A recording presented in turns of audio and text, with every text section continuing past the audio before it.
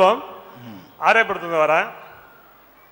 பல மதங்களை பின்பற்றும் இந்தியாவில் மக்கள் நிம்மதியாக வாழ்கிறார்கள். ஆனால் ஒரே மதமாக இஸ்லாமியை பின்பற்றும் பல நாடுகள், லிபியா, எகிப்து, சிரியா, இப்படி பல நாடுகள் எந்த நேரமும் போராட்டம், மக்கள் இறந்து கொண்டே இருக்கிறார்கள், வெடி வைத்து இருக்கிறார்கள், பல வழியாக இறந்து கொண்டிருக்கிறார்கள். வறுமைக்காக சண்டை போடும் நாடுகளாக பரவாயில்லை. ஈரான், ஈராக் அந்த நாளிலிருந்து செழிப்பாக உள்ள நாடுகள் தான் 40 வருடங்களாக சண்டை போட்டு செத்து கொண்டு தான் மடிந்து கொண்டிருக்கிறார்கள். அவர்களும் அல்லாஹ்வின் வழி வந்தவர்கள் தான். ஈராக்கில் போனவர்கள் மட்டும் வெடி வைத்து இறந்தவர்கள் மட்டும் 9,000 பேர், பலதரப்பட்ட போராட்டங்கள் சேர்த்தவர் 37,000 பேர். அதற்கு என்ன காரணம்? நல்ல அழகான கேள்வி கேட்குறாங்க. நிறைய முஸ்லீம் நாடுகளில் தான் இந்த வெடிகுண்டு கலாச்சாரமும் குண்டு வைப்புகளும் அதிகமாக நடக்கின்றன அப்படிங்கிற ஒரு அடிப்படையில் தான் இந்த கேள்வி. ஏன்னா இந்தியாவிலே கொஞ்சம் கொஞ்சம் நடக்கிறது, இருந்தாலும் அதிகமாக எங்கே நடக்குன்னு பார்த்தீங்கன்னு சொன்னால் ஈராக்கில் நடக்கிறது, ஆப்கானிஸ்தான் நடக்கிறது, சிரியாவில் நடக்கிறது, லெபனானில் நடக்கிறது. இது மாதிரியான பல பகுதிகளில் பார்த்தீங்கன்னா முஸ்லீம்கள் வாழுகிற பகுதிகள் தான் ஜாஸ்தியாக இது நடக்கிறது. இது என்ன காரணம்? அவங்களும் அல்லாஹ்வுடைய மதத்தில் உள்ளவங்க தானேங்கிறாங்க. முதல் விஷயமாக நம்ம பதிவு பண்ணிக்கிறோம், இந்த நாடுகளில் வாழக்கூடியவர்களோ அதனுடைய ஆட்சியாளர்களோ இஸ்லாத்திற்காக இதை செய்யவில்லை. இந்த மாதிரி செயலில் ஈடுபடுறாங்கன்னு சொன்னால் அவங்க இஸ்லாத்தை பேணுவதற்கோ இஸ்லாம் மார்க்கத்தை காப்பதற்கோ இந்த வழியில் அவங்க நடக்கலை. சொல்ல போனால் அந்த நாடுகளில் உள்ளவர்கள் இஸ்லாத்தை பேணாதவர்கள், பாரம்பரிய முஸ்லிம்களாக இருக்கிறார்களே தவிர இந்தியாவில் உள்ள முஸ்லிம்கள் எந்த அளவுக்கு இஸ்லாத்தை பேணுகிறார்களோ அந்த அளவுக்கு கூட பேண மாட்டார்கள். அதை நீங்கள் புரிந்து கொள்வதற்கு சொல்வதாக இருந்தால், இப்போ ஒரு சகோதரி தாடியை பற்றி கேட்டாங்கல்ல, தாடிங்கிற ஒரு அடையாளம் நபிகள் நாயகம் வலியுறுத்தி இருக்கிறார்கள். இந்த தாடியை நீங்கள் ஈராக்கில் பார்த்தீங்கன்னா ஒத்தண்டையும் பார்க்க முடியாது. இந்தியாவில் எங்கே இருக்கிற இந்த முஸ்லீம் அதை பேணுகிறான், அவனுக்கு அதை பற்றி அக்கறையே கிடையாது. சதாம் ஹுசேனில் இருந்து இன்னைக்கு ஈராக்கில் உள்ள மக்கள் எடுத்துக்கிட்டீங்கன்னு சொன்னால் யாருமே அதையெல்லாம் பேண மாட்டார்கள். பள்ளிவாசலில் போய் தொழுகை நடத்துகிற காட்சியை பார்த்தீங்கன்னு சொன்னால் அந்த ஈராக் போன்ற நாடுகளில் ரொம்ப ரொம்ப ரொம்ப கம்மியாக இருக்கும். அப்போ அவர்களே மார்க்கத்தை பேணவில்லை. அவன் சில காரியங்களை செய்கிறாங்கிறது ரெண்டாவது விஷயம்.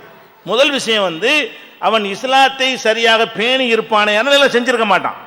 அவன் தொழுகவில்லை, அவன் இஸ்லாத்துடைய வழிமுறை பேணலை, குரானை படிக்கிறது இல்லை, அவன் ஒரு இஷ்டப்படி வாழணும், ஒரு கம்யூனிஸ்ட் சித்தாந்தத்தின்படி வாழணும்னு இருந்தவர்கள் சதாம் ஹுசேன் அந்த ஆட்சியில் இருந்தவர்கள்லாம்.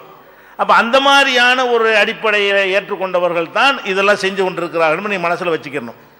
இரண்டாவதாக, இந்த முஸ்லீம் நாடுகளில் எல்லாம் இது நடக்குன்னு சொல்றீங்கல்ல, அதுக்கு ஒரு பெரிய காரணம் இருக்குது. இந்த நாடுகளில் தான் பெட்ரோல் வளம் இருக்குதுங்க. நம்ம விரும்புகிறோமோ விரும்பலையோ ஈரானில் தான் பெட்ரோல் இருக்குது, ஈராக்கில் தான் பெட்ரோல் இருக்குது. அந்த பெட்ரோல் வளம் மிகுந்த அந்த நாடுகளில் அமெரிக்கா போன்ற வல்லரசுகள் தங்களுடைய ஆதிக்கத்தை நிலைநாட்டுவதற்காக வேண்டி அவங்க அத்துமீறாங்க.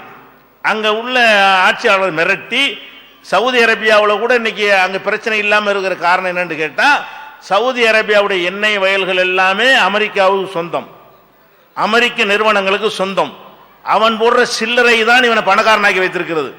இந்த அமெரிக்கா விரட்டிட்டு வேற ஒரு நிறுவனத்துக்கு சவுதி பகாரன் அந்த உரிமத்தை கொடுத்தான்னு சொன்னா சவுதியிலும் இறங்குவான் அமெரிக்காக்காரன். இறங்கி சவுதியில் உள்ளவர் அணுகுண்டு வச்சிருக்கிறாரு, ஒளிச்சு வச்சிருக்காருன்னு சொல்லி சதாம் ஹுசேன் செஞ்ச மாதிரி பிடிச்சி உள்ள போட்டு அதை கைப்பற்றிக்கிடுவான்.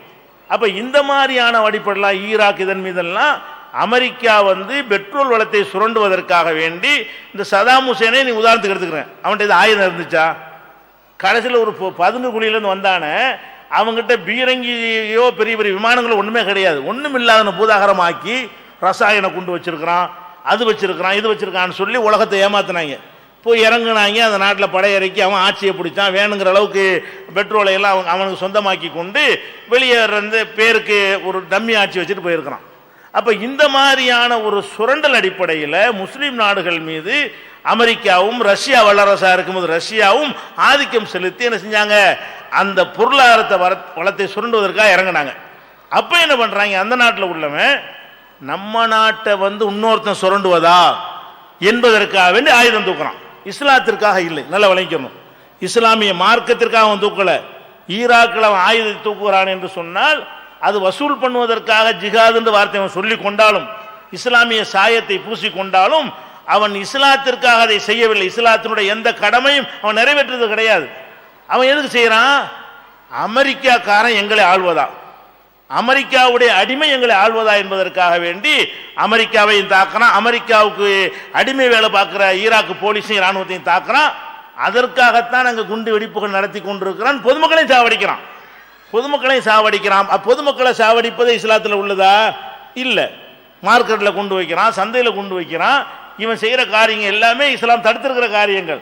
அப்போ இவங்க அந்த நாடுகளில் தீவிரவாதம் நடக்கிறது காரணம் மதம் கிடையாது, இன்னொரு நாட்டோட ஆக்கிரமிக்கும் போது என்ன செய்வோம்? நம்ம நாட்டிலே ஆக்கிரமிச்சான் வெள்ளைக்காரன். எல்லாருமே காந்தி வழியிலே போனோம். இந்தியா ஆட்சி ஆக்கிரமிச்சு வச்சிருந்தானா இல்லையா? சில பேர் காந்தி வழியில் மறியல் போராட்டம் அப்படின்னு போனாங்க. இன்னும் சில பேர் என்ன செஞ்சாங்க? ஆயுதம் தூக்குனாங்களா இல்லையா? பகத்சிங் ஆயுதம் தூக்குனாரா இல்லையா? வீரவாஞ்சி ஆஸ்துரையை ரயிலில் சுட்டு கொண்டானா இல்லையா? அது மாதிரி நேதா சுபாஷ் சந்திர போஸ் ஒரு தனியார் தேசிய ராணுவத்தை அமைச்சாரா இல்லையா? அமைச்சு வெள்ளையர்களுக்கு சீமசப்பணமா ராணுவம் அமைத்து படையை நடத்தினாரா இல்லையா? அப்ப அந்த மாதிரி எல்லாம் எங்க நாட்டை இன்னொருத்தன் ஆக்கிரமிக்கிறான் என்று சொல்லும் பொழுது சில பேர் ரோட்ல இறங்கி கத்துவான், சில பேர் அதே பாஷையில் பதிலடி கொடுப்பான். அந்த மாதிரி நம்ம நாட்டில் நம்ம அதே மாதிரி பதிலடி கொடுத்து வெள்ளைக்காரனை விரட்டி இருக்கிறோம். வெள்ளைக்காரனுடைய சொத்துக்களை சூறையாடி இருக்கிறோம். அவரெல்லாம் இன்னைக்கு தியாகிகளா இருக்கிறாங்க. வெள்ளைக்காரனை சுட்டு கொண்டவர்களுக்கெல்லாம் இன்னைக்கு நினைவு மண்டபங்கள் இருக்கிறது. அப்ப அந்த மாதிரி ஈராக்கில் என்ன பண்றான்? எங்க நாட்டை அமெரிக்கா ஆள்வதா என்பதற்காக வேண்டி அதுக்கு செய்யறான். அவன் முஸ்லீம் என்பதற்கு செய்ய கிடையாது. ஒரு நாட்டுக்காரங்கிற வகையில் நம்ம நாட்டிலேயுமே வர்றான். எங்க நாட்டு எங்களுக்கு தான் சொந்தம். அந்த ஒரு அடிப்படையில் தான் ஈராக்காகட்டும், சிரியாவிலையும் அதே மாதிரி இப்போ ரஷ்யா இறங்கியிருக்கிறான். அந்த நாட்டுடைய விவகாரம் விட்டுட்டு போகல. இப்படியான ஒரு காரணத்தினால முஸ்லீம் நாடுகளில் இந்த வன்முறைகள் நடக்கிறது மார்க்கத்துக்கு நடக்கவே கிடையாது. இதை நம்ம புரிந்து கொள்ள வேண்டும். இப்போ இந்தியாவில் அந்த மாதிரி ஜனநாயக நாடு இது. இந்தியாவில் எந்த நாட்டுக்காரனோட ஆதிக்கத்துக்கு நம்ம இடம் கொடுக்காம இதுவரைக்கும் காப்பாற்றி கொண்டு வருகிறோம். இந்தியாவில் அமெரிக்காவோட ஆதிக்கம் கிடையாது. சின்ன அளவில் நமக்கு பயப்படுறோம். ஆனால் பெரிய அளவில் எடுத்துக்கொண்டீர்களே ஆனால் இந்தியாங்கிறது ஒரு அடுத்த நாட்டுக்காரன் ஆக்கிரமிக்க முடியாத அளவுக்கு ஒரு சேஃப்டியான ஒரு நாடாக இறைவன் நமக்கு தந்திருக்கிறான். அந்த அடிப்படையில் இந்தியாவில் அமெரிக்காவும் ஆதிக்கம் செலுத்த முடியாது, ரஷ்யாவும் ஆதிக்கம் செலுத்த முடியாது. நம்முடைய மக்கள் தொகை பெரிய மக்கள் தொகை. இதை எதிர்த்து கொண்டு அவன் வியட்நாமில் பட்டபாடு அவனுக்கு தாங்க முடியல. இங்கே கொண்டாந்து இறக்கினா என்ன ஆகும்? பயத்தெல்லாம் உண்டாக்கி வச்சிருக்கான் இறைவன். அதனால இந்தியாவிலே அவன் இறங்கினானே ஆனால் இது நடக்கும். இந்தியாவில் நடக்கல. இந்தியா அமெரிக்கா ஆக்கிரமிக்கணும் பார்ப்போம், ஈராக்கை விட 100 மடங்கு நடக்கும். இந்தியாவை ரஷ்யா ஆக்கிரமிக்கணும் பார்ப்போம், நீங்க ஆப்கானில் நடக்கிற 1000 மடங்கு நடக்கும். அதை விட வீரியமா நம்ம செய்வோம், விரட்டி அடிப்போம். இந்து முஸ்லீம் அத்தனை பேரும் விரட்டுவோம். அதற்கு எதிராக எந்த ஒரு தியாகத்தையும் நம்ம செய்வோம், செஞ்சு இருக்கிறோம். அப்ப இவங்க சுதந்திர போராட்டத்தில் ஈடுபட்ட ஒரு நாடு விரட்டி விட்டாங்க. மரப்போய் நுழையக்கூடாது. பெரிய வளமும் இல்லை. பெட்ரோல் மாதிரி வளம் இருந்தால் நுழைஞ்சிருவாங்க. பெட்ரோல் அரபு நாட்டில் இருக்கிற மாதிரி பெரிய வளமும் கிடையாது, பெரிய ஆதாயமும் கிடையாதுங்கிறதுனால நம்ம நாடு ஆக்கிரமிப்புக்கு உள்ளாக்கப்படவில்லை. கைப்பாவை அரசாங்கம் இதுவரைக்கும் நடக்கவில்லை. ஒரு நாட்டுடைய கைப்பாவை அவன் நினைச்சபடி அரசாங்கம் நடக்குமையானால் அப்ப நமக்கு கொந்தளிப்பு ஏற்படுமையானால் நீங்க இன்னொரு ஈராக்காக இருக்கும், சந்தேகமே கிடையாது. நம்மளே இறங்கி போராட மாட்டோமா? நம்ம நாட்டை ஒருத்தன் ஆக்கிரமிச்சான் என்றால் நீங்க நாங்கள்லாம் ஆயுதம் தாங்கி கூட போராடுவோமா இல்லையா? தேசத்தை காப்பாற்றுற கடமை தானே. அந்த ஒரு அடிப்படையில் தான் அவன் செய்கிறாங்க. இஸ்ரேல் பாலஸ்தீன் கூட என்ன சொல்லுவான்னு கேட்டா பிலாதி பிலாதி, இஸ்லாமே அவனுக்கு கிடையாது. என்ன சொல்லுவான்? எங்க நாடு எங்க நாடு, கோஷமே தான். பிலாதி பிலாதி, எங்க நாடு எங்க நாடு. இந்த கோஷத்தை வச்சு தான் அவனுக்கு என்ன போட்டுட்டு இருக்கான்? எங்க நாட்டை நீ ஆக்கிரமிச்சிருக்கிற. அப்ப நாட்டை ஆக்கிரமித்தார்கள் என்கிற வகையில் ஆக்கிரமிப்பு செய்யப்பட்ட நாடுகளில் எதிர்த்து போராட்டம் நடக்கும். ஆக்கிரமிப்பு செய்யப்படாத நாடுகளில் நடக்காது. நம்ம நாடு ஆக்கிரமிப்பு செய்யப்படல, நடத்துக்கு தேவையில்லை, யாருமே நம்ம செய்ய மாட்டோம். சின்ன சின்ன விஷயங்கள் நடக்கும், அந்த அளவுக்கு நடக்காட்டாலும் சின்ன சின்ன விஷயங்கள் நடக்கும். வேற கேள்வி யாரா கேட்டால் சொல்லிக்கிறோம்.